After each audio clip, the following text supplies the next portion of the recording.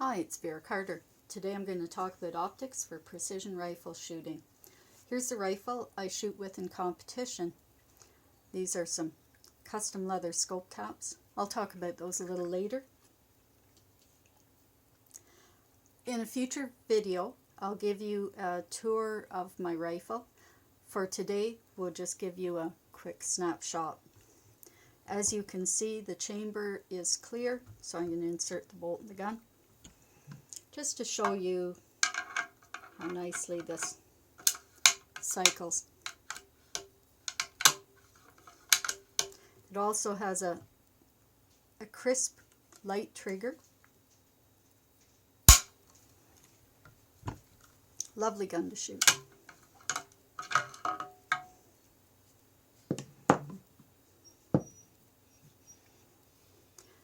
Mounted on the rifle is a March competition scope. I'm going to talk about a couple of different scopes, give you a bit of a review on them. We'll discuss the pros and cons, and I'll give you a few tips and tricks for the field. This scope is machined from a single billet, so there are no plastic parts on it. It has a 30mm tube, which you only need to know when you go to buy scope rings. It's heavy, it's rugged. It has the objective lens. It has very, very clear glass. The glass is wonderful in it. It's a clear scope, which is very important when you're looking at target rifle scopes. So I would recommend the March scope to anybody who was looking for a scope to buy. The glass is made with ED technology, which means it stands for extra low dispersion glass. It just means that it eliminates optical defects.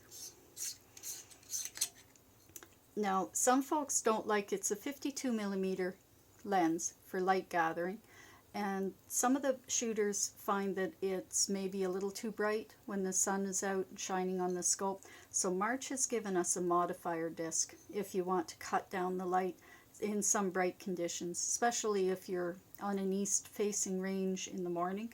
The light on the scope can wash out the rings. It can be or wash out the reticle. It can be a bit of a difficult thing. But I tend to take that off as soon as I sit down at the bench, and I don't put it back on again until I put the gun away. So that's just my preference. We go and we take a look at the Windage and Elevation turrets.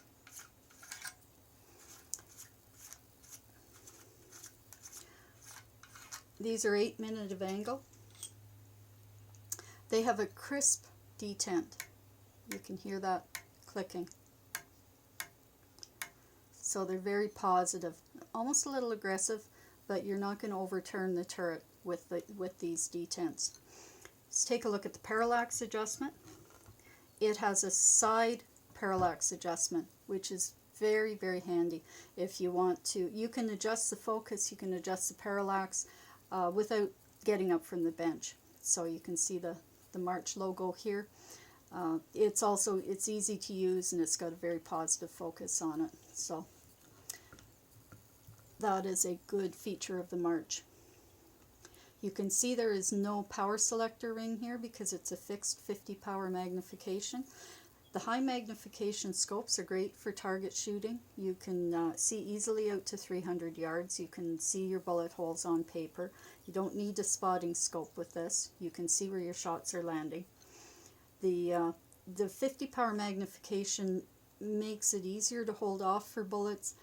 It also gives you a bit of an edge if you're looking for mirage. Sometimes on a quiet morning, if there's no indication of wind on the range, but the wind is moving the bullets, you can pick up a very faint mirage with this high magnification. So it gives you a bit of an edge sometimes on the range. The corollary to that is when the mirage is very heavy on the range, this can be a bit overwhelming with the high magnification. So some guys don't like the scope for that very reason, with the high magnification, 50 power.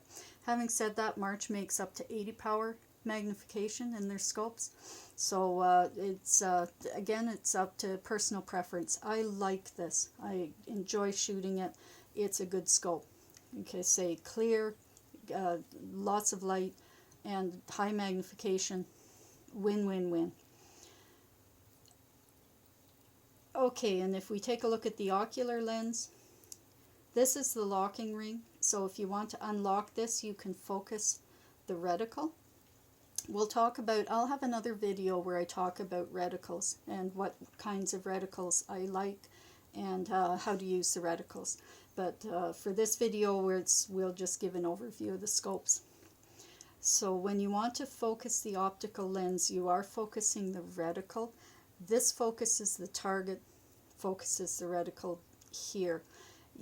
There are some tips on how to get the reticle in focus, and a lot of it is just about letting your eye relax in between. Whenever you make a change to the focus, close your eyes, open your eyes again, make a change and see, was that change better or worse?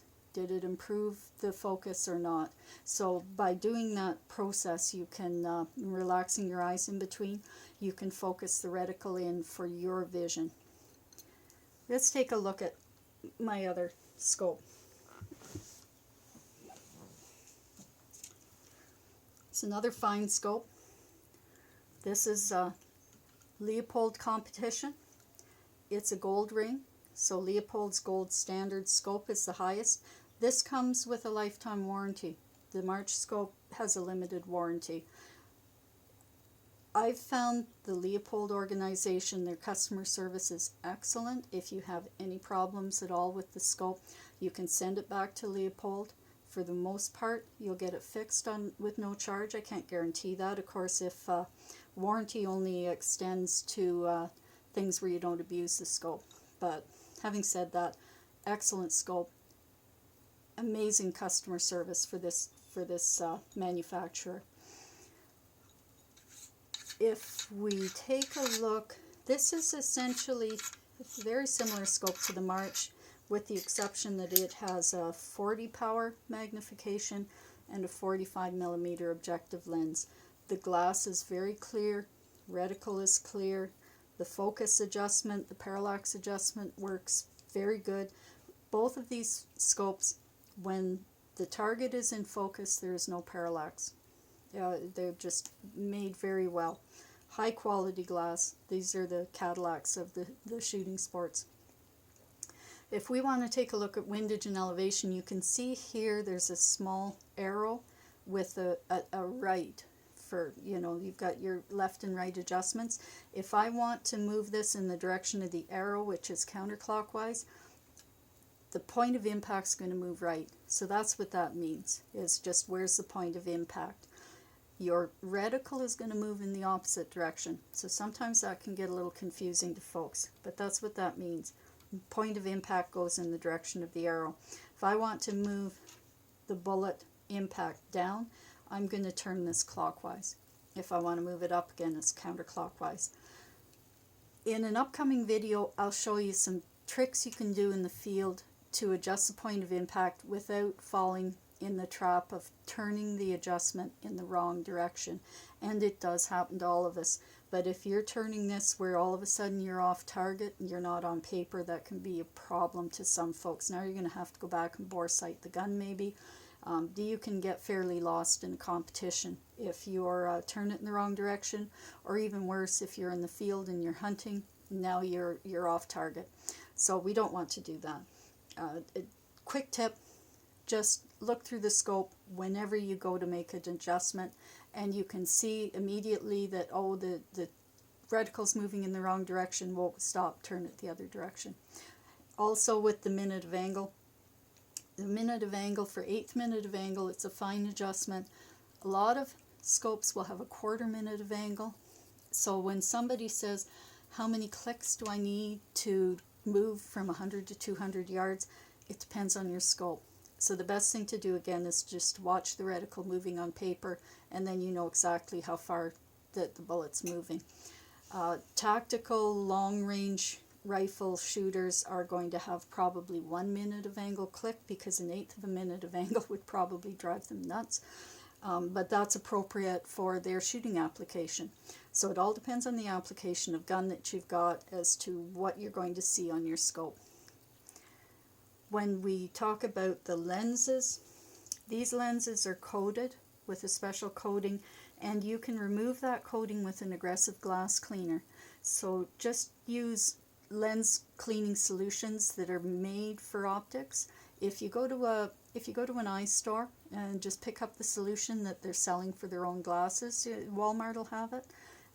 You can get it in towelettes. You throw one in your pocket when you're at the range, and that way if you get something on the scope, easy peasy to clean. Keep the lens caps on the scope whenever you're not shooting it, essentially, because that way, especially when you're cleaning the gun, the brush can spray solvent up onto your lens, and it's just going to be a nuisance. Now you're going to get back to the range and you're going to go to shoot, and you're going to realize that the lens is cloudy. Now you're going to have to clean it. So keep these guys covered up.